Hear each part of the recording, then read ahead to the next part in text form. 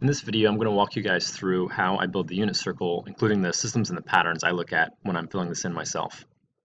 First thing I like to do is put all the degree measurements in, going all the way around the circle. You're going to use the blanks that have the tiny degree symbol on them right there. The unit circle starts pointing to the right with 0 degrees, so this is our beginning point. And then if you notice, there are two different lengths of gaps. There's the larger gap like this, and then the smaller gap right here. These larger gaps are 30-degree differences, and the smaller gaps are 15-degree differences. So even if you don't have the numbers memorized going all the way around, whenever you see a large gap, just add 30 to your number. And then whenever you see one of the smaller gaps, add 15. So the pattern going around you'll see is 30, 15, 15, 30, 30, 15, 15, 30, 30, 15, 15, 30, 30, 15, 15, 30. So they always come in pairs. It's just that we start in the middle of one of the 30-degree gap sections. So just go around adding the appropriate number as you go around the unit circle.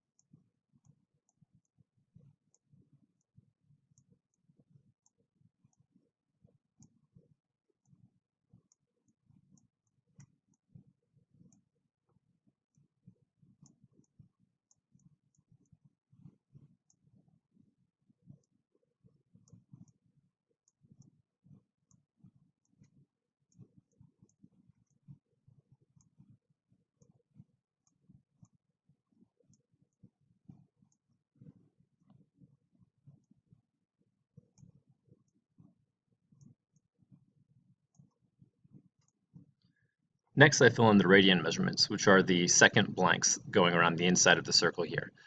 We're starting off from 0 again, but what I'd like to point out is that going all the way around is pi, if you go to the opposite side, pointing to the left. And if you look at the 45-degree lines, those are going to break pi into 4 even pieces. So we're going to have a piece here, a piece here, a piece here, and a piece here. So if you're looking at the 45-degree angle, we're going to call that pi over 4. And then the next piece would be 2 pi over 4, and then 3 pi over 4, 4 pi over 4, 5 pi over 4, 6 pi over 4, 7 pi over 4, and 8 pi over 4. If you reduce those fractions, that's usually the way I like to go through and fill in all of the ones that are on the x and the y axis, or the ones that are halfway in between in each quadrant. So the first one we have is 0 pi, and then 1 pi over 4. When you set up 2 pi over 4, don't forget to reduce that fraction, so the 2 over 4 makes this pi over 2. Next piece is 3 pi over 4, which cannot be reduced. And then 4 pi over 4, which is just pi. And 5 pi over 4.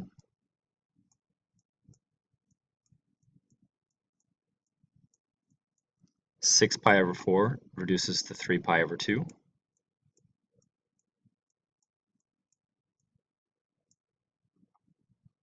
Seven pi over 4.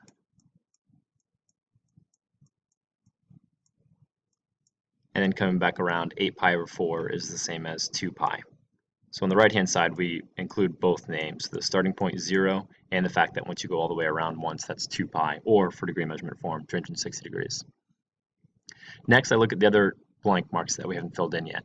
So again, I'm going to break this into pieces by looking at the length of pi going all the way around, but I'm going to break that into 6 pieces. So this is the smaller tick marks.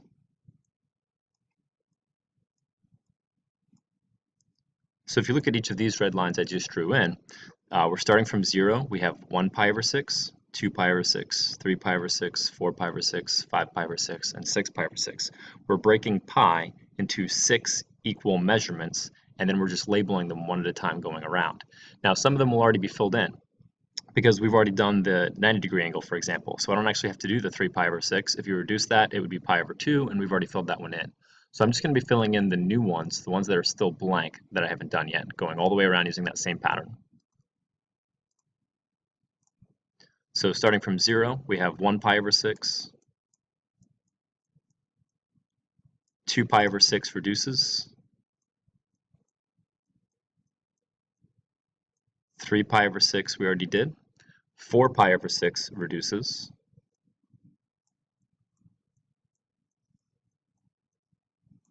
5 pi over 6, 6 pi over 6 we already did, 7 pi over 6,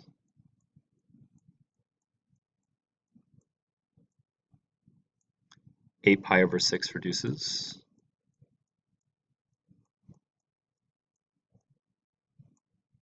9 pi over 6, 10 pi over 6 reduces,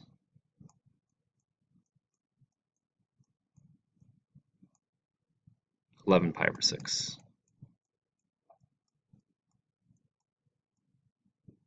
And we already did the 12 pi over 6. Next, we're going to start filling in the ordered pairs that go around the outside of the circle. So I'm going to remind you what we did on the reference triangles worksheet, where we established that if we're using our special 30, 60, 90 rules, and we're specifically saying that the radius length is 1, then the 30-degree angle makes 4 reference triangles for us. They all have a base of square root of 3 over 2 and a height of 1/2. So that's the coordinate that's here on the end. It's the coordinate square root of 3 over 2, comma, 1/2. Because our coordinate comes from the left and right motion, the x value, and then the up and down motion, the y value. The only thing that's happening at the other points on our unit circle is that some of the signs are changing. So we're using the same numbers, square root of 3 over 2 and 1/2, in each of these 4 positions. So these are the triangles that have the short height and the long base, and all you'll have to remember is that the x values on the left will become negative and the y values on the bottom will become negative, but I usually fill that in last. So starting with these 4 triangles that you see, I'm going to fill in the number square root of 3 over 2, comma, 1/2 for all 4 positions.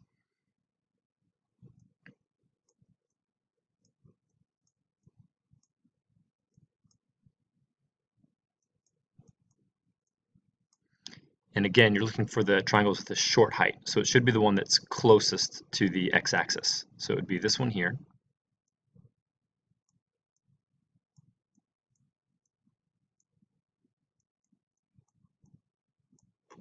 And then here on this side, the closest to the x-axis is the 210-degree mark, so square root of 3 over 2, 1/2.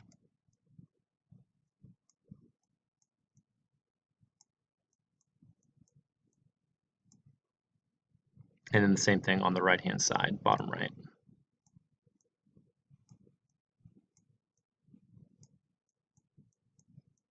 So I'm going to come back and fill in the negative signs after I've written all the numbers in. So that's all for the short height triangles and the long base triangles.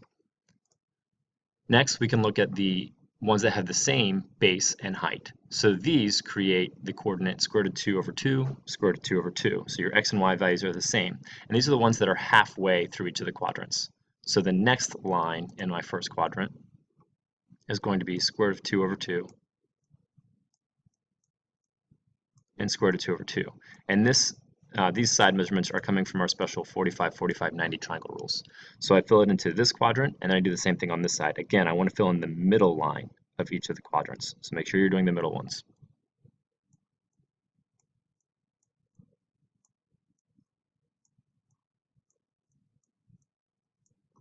And down in the bottom left.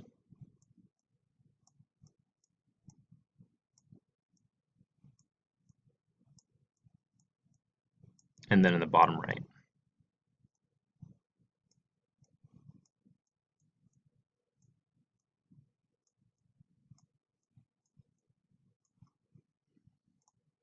The last set of reference triangles we use are from having a 60-degree angle here in the middle. The central angle is 60 degrees. So this still makes a 30, 60, 90, which is why you're seeing the numbers again, square root of 3 over 2 and 1/2. What's happened is that we've changed the values. So now we have a short base and a tall height compared to the one we did earlier that had the long base, short height. Same values though. So now my coordinate is going to flip, and I'll have an x coordinate of 1/2 and a y coordinate of square root of 3/2, and those will be the tall triangles that you see in each quadrant. So the next number, the one that goes to the highest point and makes a triangle, is x equals 1/2, y equals square root of 3/2. And then fill in the appropriate corresponding coordinates in the other quadrants as well.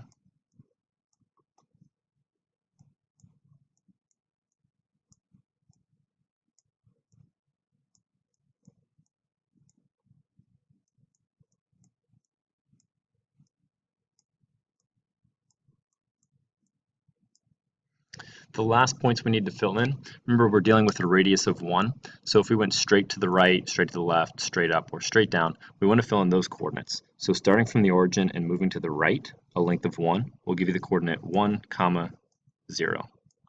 Going straight up from the origin would give you the coordinate 0, 1. If you went to the left, this would be an x value of 1 again, y value of 0, and then going straight down, this would be 0 and 1. Now, like I said, I haven't filled in the positive and the negative signs yet. So at this point, what I usually do when I'm filling in the unit circle myself is I think about the x-coordinates. X-coordinates are positive when you go to the right. So everything on the right-hand side of the unit circle should have a positive x value. And everything on the left-hand side of the unit circle should have a negative x value. So then I just go down the entire left side and I fill in that negative in front of every x value.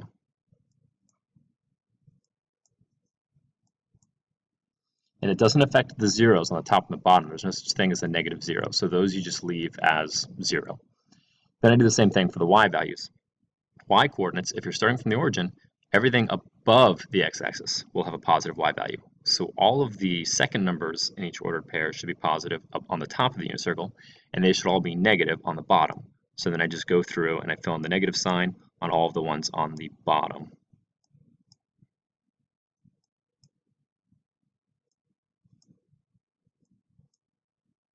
And again, you don't need to change the signs on the zeros. It doesn't make sense to have a negative 0. So I've always found that just an efficient way to fill in all the numbers and to kind of follow the patterns. And there aren't as many things you need to memorize that way. It lets you just use a system to fill in all the degree measurements and to fill in the radians especially. If you ever do forget one of the radians, don't forget you can use the conversion fact to take an angle measurement like 45, for example, and you could multiply that by pi over 180. So if there's one that you're really concerned about that you're afraid you might have gotten the wrong number in there, you can always just check your answer by working out this multiplication and then simplifying the fraction. That should give you the radian form as well.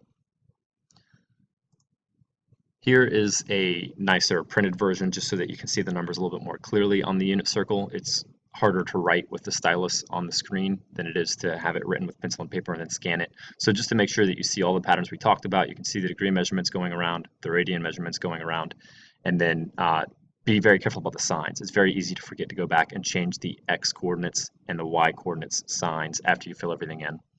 But like I said, I find that a quick and easy system to make sure that you fill everything in quickly. So that's all for the notes on how to build the unit circle yourself.